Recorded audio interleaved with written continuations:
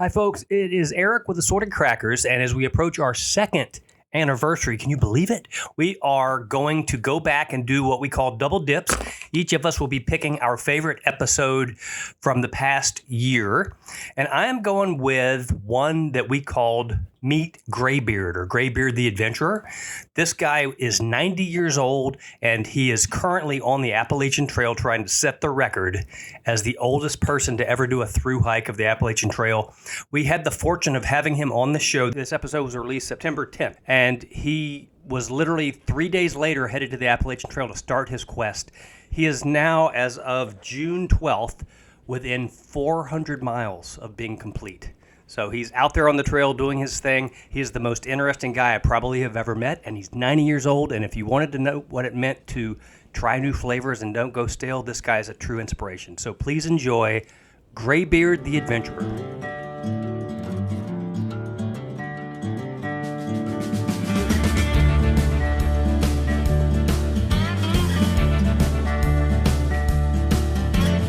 Hello and welcome to another Assorted Crackers podcast. I'm Eric and I'm here with Lee and Wilson. And today we have a really special guest. I'm going to tell you a little bit about him to pique your interest, and I can't wait to get to talking to him. So this guy has set 3 Guinness World Records in his lifetime. He was the oldest person to thru hike the Appalachian Trail at age 82. And you'll correct me if I'm getting any of this wrong. He was the oldest person to cross the Grand Canyon rim to rim on foot. He did that at age 85. Rim to rim to rim. Rim to rim to rim, so over and back. Good gracious. There you go.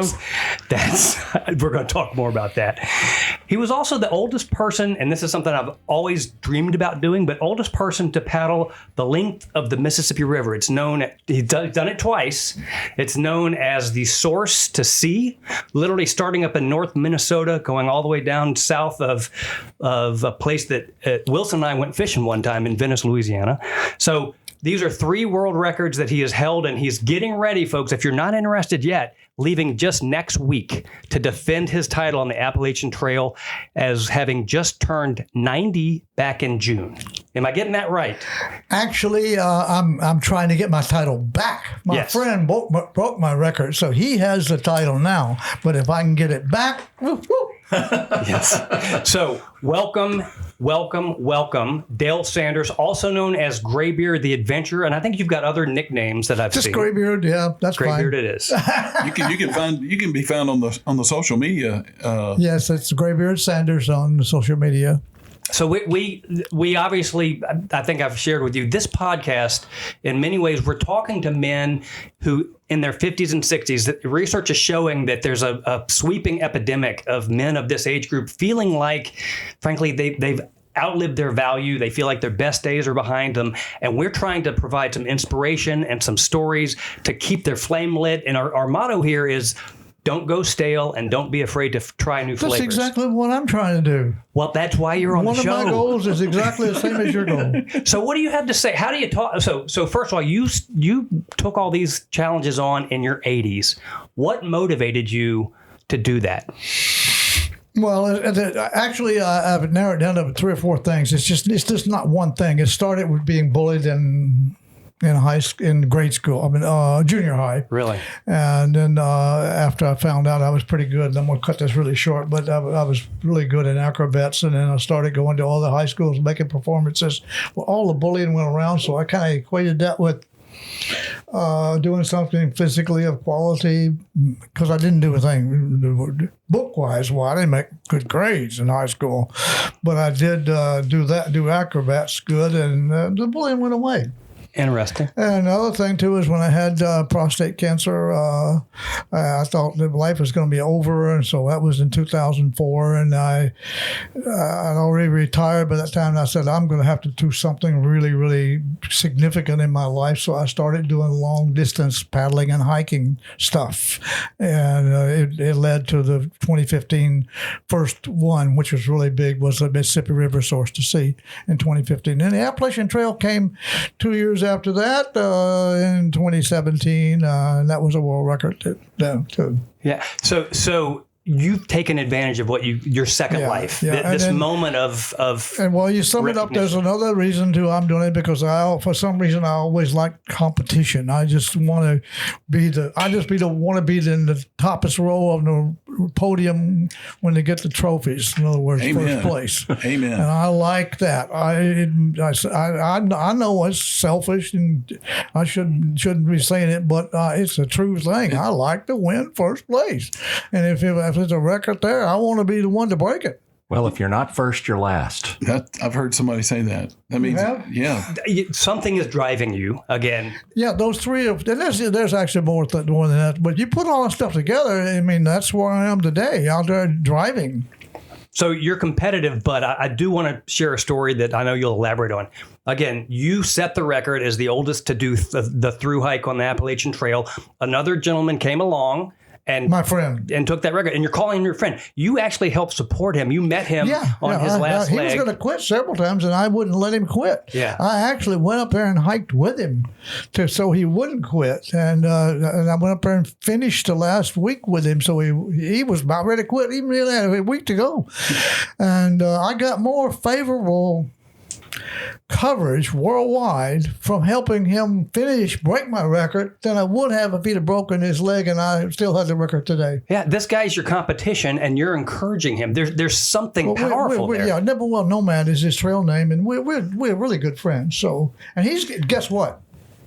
He's gonna be there with me when I hike out on the 6th of September coming up next week. Yeah, awesome. He's gonna be with me. That's the trail community. I know the paddling community is much the same way. At home.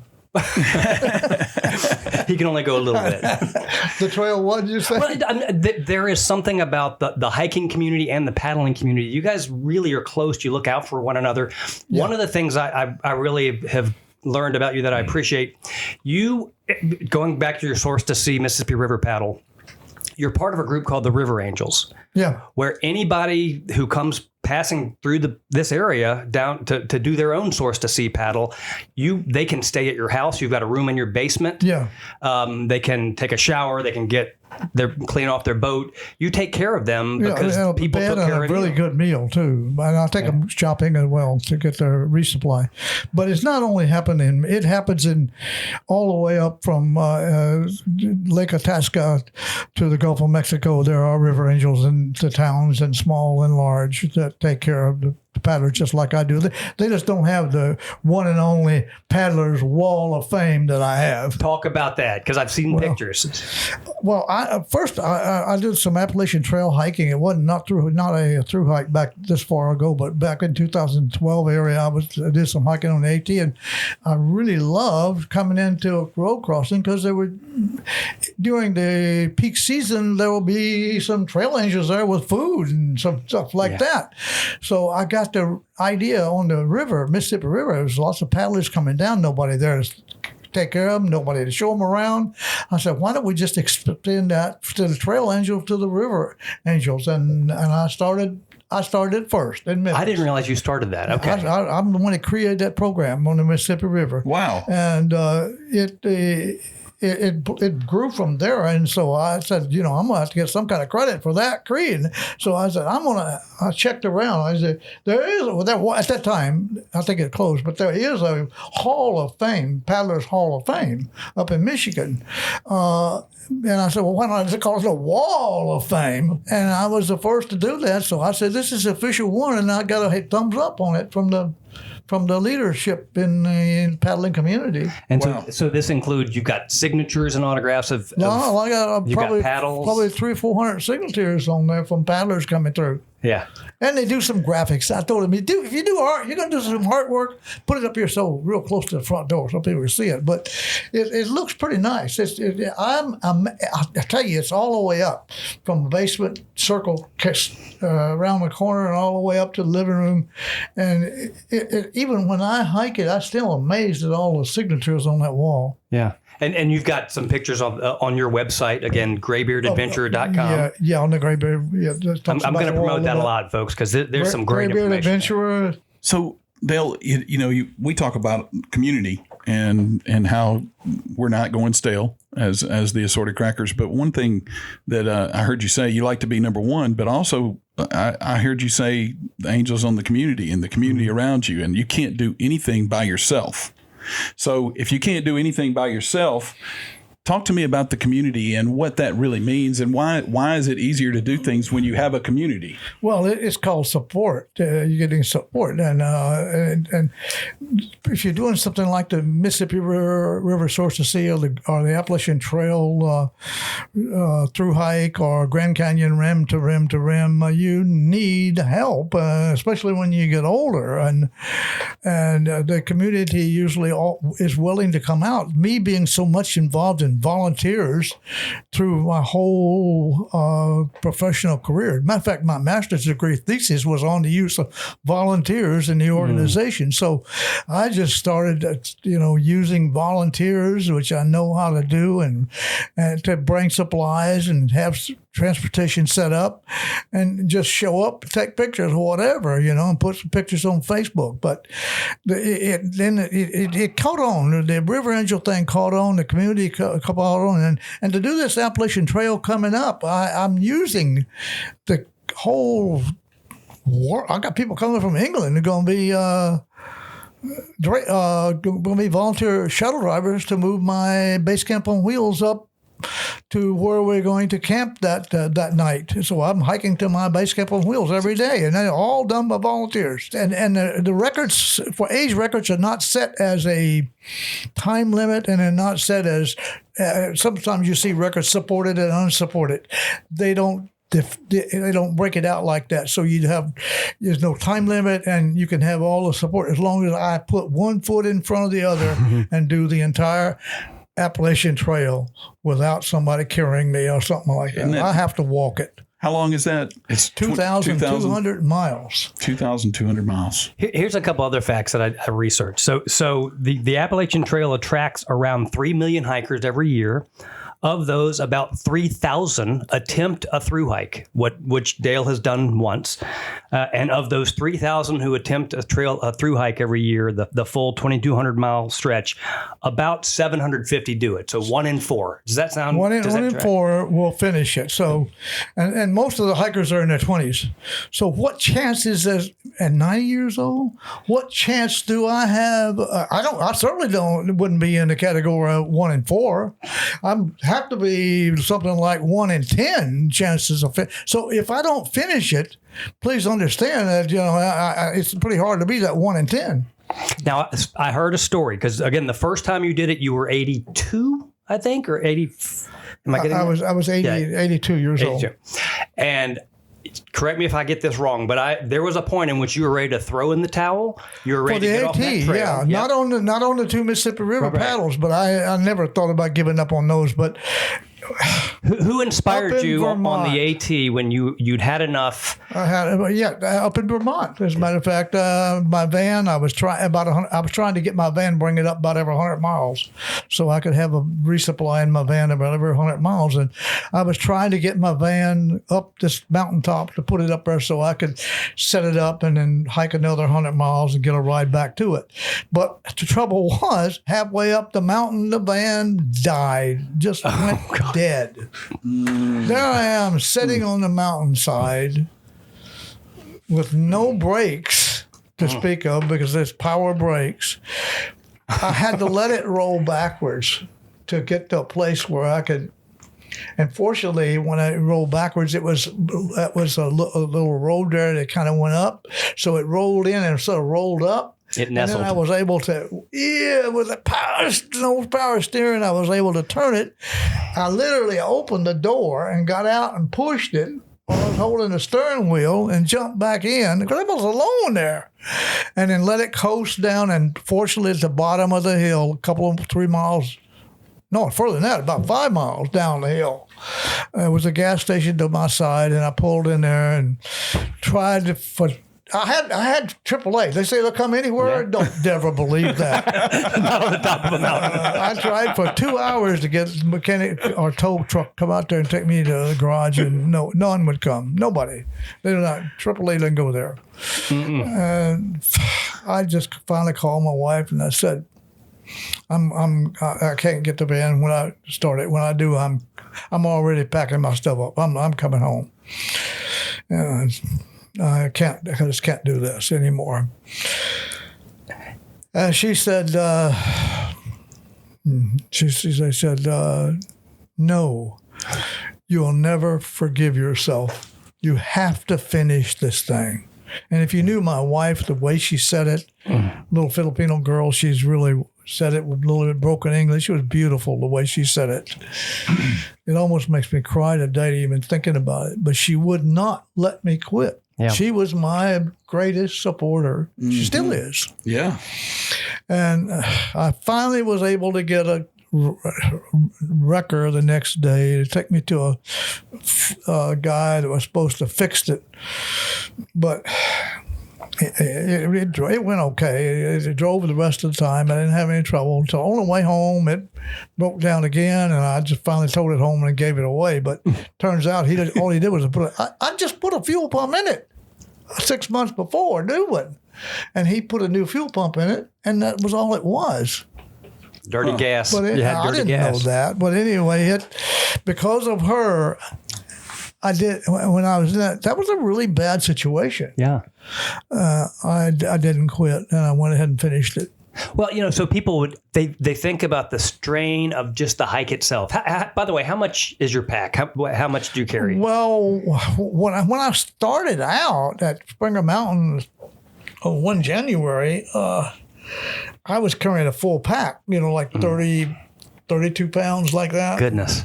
And I tried all the way up into New England. I was still carrying a big backpack because I was doing 100 miles trying to get back. I need a full backpack to go 100 miles and go back to get my van and resupply and do it and move the van up. But I kept losing weight. I got down to 135. My body was eating my muscle. Oh, my gosh. And I had to do something. So I figured out there was a program called Trade Key program, to where if you got somebody else got a vehicle and you got a vehicle, you just move one vehicle ahead.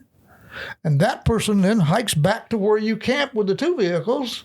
And I, or him, whichever way I was going that particular day, would hike up trail to my vehicle, my van, and he would then hike south, pick up his truck, and go up there to where we're together. And every night we'd pick that same thing the next morning.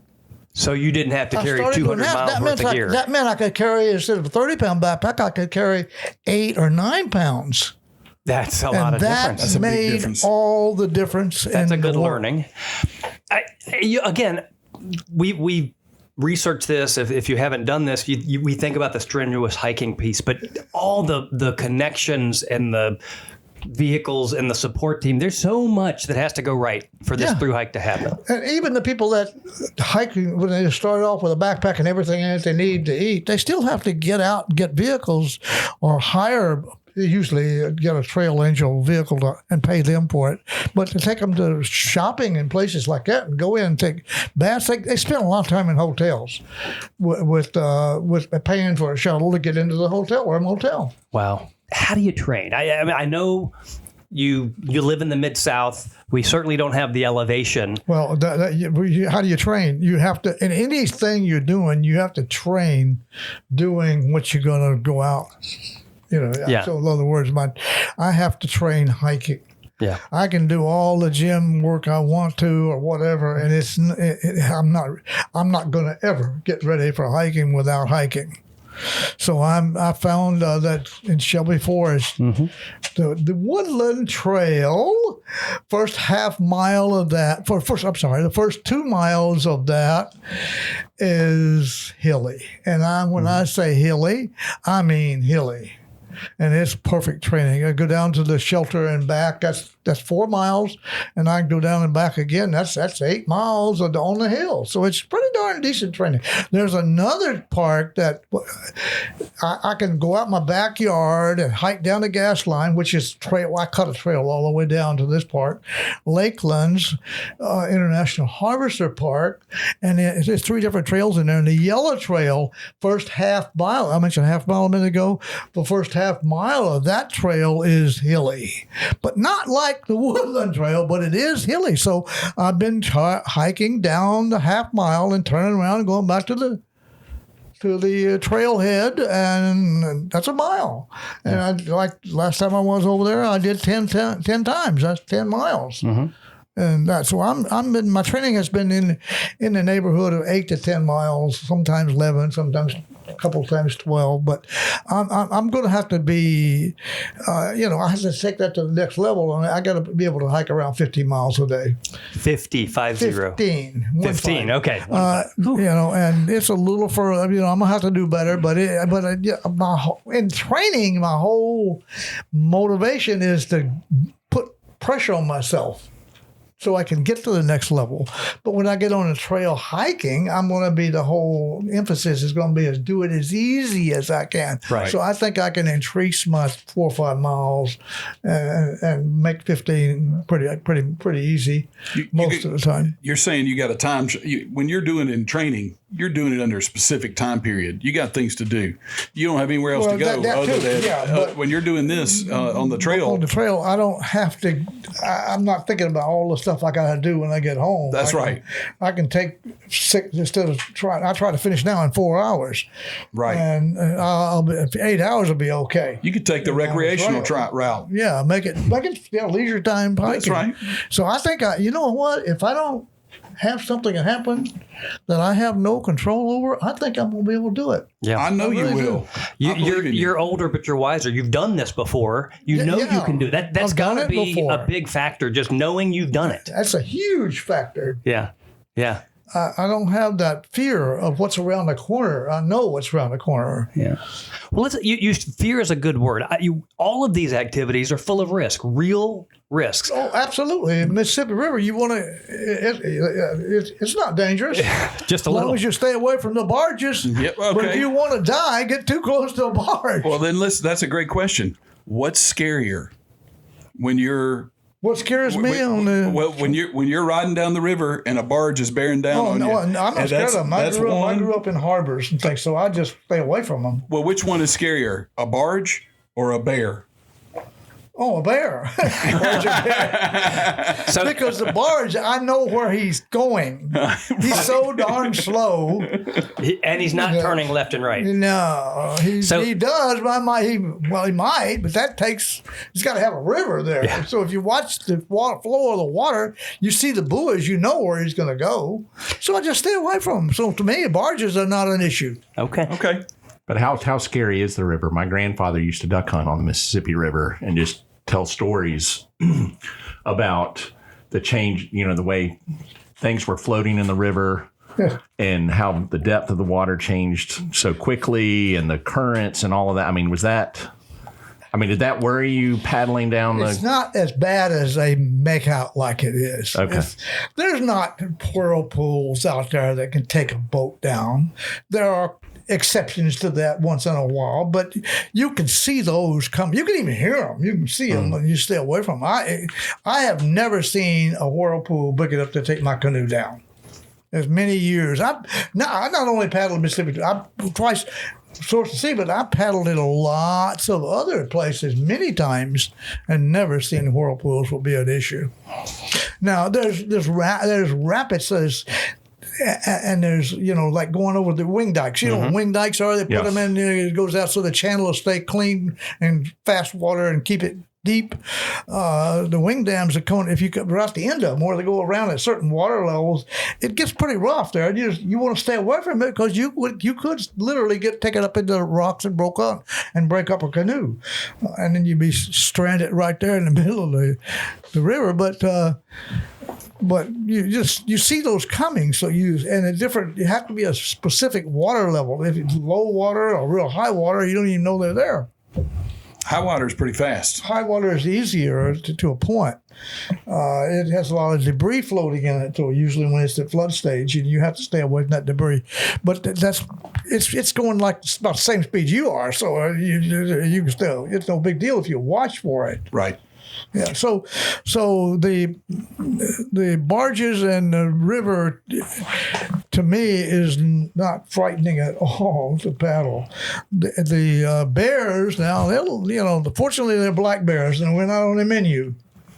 Okay. Now, is it true that you've wrestled a bear, or is that false I wrestled research? a bear in a circus. I thought you did. So you got to. That's why Lee asked that question. You got to at least wrestle that old bear. That darn old black bear.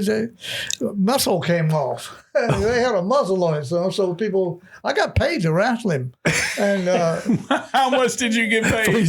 I think it was. I'm not. I think it was $5 or $10. Yeah, that's oh not my enough. God! That was back in the 50s. That was a lot of money. We did a episode earlier about what are the craziest ways we've earned money. Nobody came close to wrestling a bear. I can tell you that. We were boring. When the muzzle came off, it scared the owner quite a bit because I have it around the neck. The bear pulled it out. When he pulled his head out, it came off. Well, the bear didn't even try to bite me. He was just still wanting to play. Yeah. Well, Dale, what does scare you? I mean, particularly when it comes to the hiking and is there anything that or maybe the better question, how do you deal with I've fear? been going up. Not really, but there are things. Height, I'm scared to dickens of height, especially of man-made structures. Wow. I get so frightened. And I used to not be until I climbed a flagpole in the Navy and I almost fell off. And that just ruined me for heights. Oh, my gosh. And What possessed you to climb the flagpole? well, the rope rotted out and they wanted it back in. I got you. So tall they couldn't get it down. So our producers found a picture of you. That Maccabee knob, that was a little, because if it's frightening, because you look at the tracking poles, He's standing on a cliff, straps at folks. the top up there, they hang down normally. Look at them now. They ain't going straight out because the wind's blowing so strong. It's holding. So the only thing made Maccabee knob in that picture frightful was the wind was coming in really, really strong. That's not a big deal. It was gusting. So here I am holding myself against the wind to stand there, and if it gusts, Yeah, you don't look scared. Well, I mean, that was not a man-made structure. No, but I am. I still am. I was there though too. You sure were. I wouldn't be there. So to recap, this guy has twice done a source to sea paddle. He's done a rim to rim to rim at the Grand Canyon. He's about to attempt his second thru hike. He's wrestled a bear. You also have a record for is it free diving underwater breath holding? Talk about that. That was way back in 1959. 6 minutes and 4 seconds, and we think that was a record. Well, we put out a call for it, and we couldn't find anybody that had held it longer than that. So, I just claimed it. Hey, I'm claiming it. If anybody wants to dispute it, nobody disputed it. So at the end of the day, now you can hold your breath. You've been in shape. You focus on health. You care about health. You take care of yourself. So what do you do to take care of yourself besides train? How do you live clean? Well, I'm asked that question a lot, and it's not a simple answer there, because Good. It's different for everybody. But one thing for sure is that there's three things that I feel that kind of puts together a formula for living healthy and warding off disease. One is you have to find the formula to live a happy life, and there's nobody can help you with that. You got to figure that out on your own. You got to live happy. You cannot concentrate and focus on the negative. You have to focus on the positive. Find the positives in every situation and look at them. Throw away the negatives. The other is you have to have, if you really want to be happy, a good quality spiritual life. Yes. Amen. And if you don't have that, you're not going to be as happy as you could be if you did have a good quality spiritual life. And the third, and I always say 4 plus 1. I'm sorry, 3 plus 1. So this is the three coming up is stay physical, stay outdoor activities.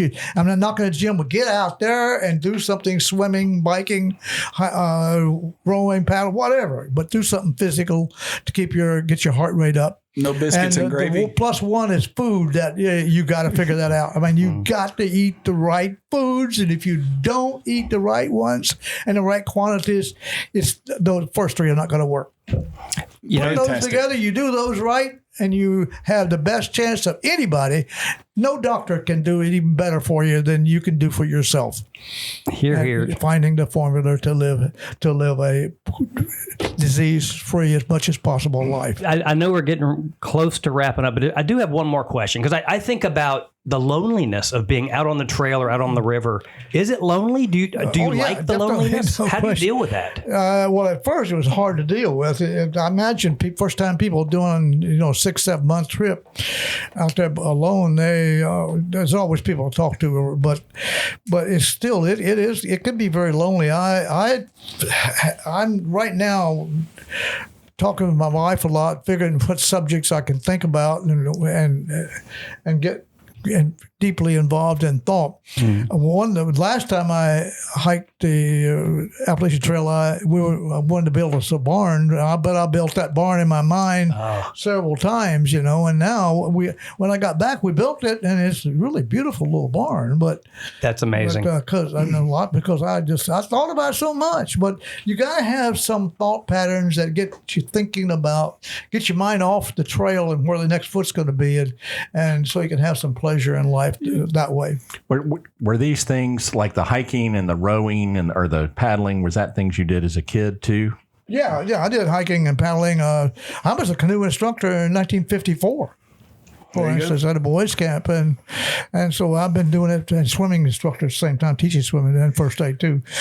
So I've been doing this kind of stuff for a long time. I actually worked for the Red Cross in Berkeley, California, on the staff too, doing that stuff for a while. 3 years. 3 years, yeah. Dale, I know you got to get going, and I was like, by the time this episode comes out, folks, he'll be on the trail. You will be into it. People can track you. Again, we can follow you on Facebook. Also on Facebook and on my website, you get that spot tracker link, and you can follow me. It pings Literally every step of the way. Satellite ping my location every 5 minutes. And we'll share that. We'll share that on our Instagram. Thank you. Yeah. Thank you. We will be And following. also share the one on the timer where timing right now it's doing a countdown, but when I hit the trail, take that first step, it'll turn to a stopwatch and it'll stay on until I finish. The timer on that store link, the timer there. You might want to watch that. We'll do that. Listen, we're going to be pulling for you. We're going to be supporting for you, and we're going to be praying for you. I mean, I know this is about a personal quest. You've got a title to reclaim. I know that's part of it as well, but you're an inspiration to a lot of people, and I know you know that, but our listeners are going to be following. Well, it's nice to hear it, so. Yeah, you really are. And the listeners out there, just remember those 3 plus 1, and you'll be amazed at what it'll do for you. Well, if you apply it. We can't wait to get behind you and track you, and thank you again so much for joining. Guys, we will wrap this up, and as we say, listeners, pay attention and follow us on Instagram. We're going to post all this information on Greybeard and what he's up to, and whatever you do, I hope this episode has inspired you to what, guys? Don't go stale. Don't go stale. Don't be afraid to try new flavors. Let Dale inspire you. You have inspired us. Thank you, sir. Thank you. Thank you. Appreciate you. Thank you so much. Guy was going to sell a chimney. A chimney? Yeah, A guy was going to sell a chimney? This guy. I didn't know you could sell your chimney. He's going to sell a chimney. Okay. And they said, oh, well, how much is it going to cost me? Mm-hmm. And the guy says, don't worry about it. It's on the house.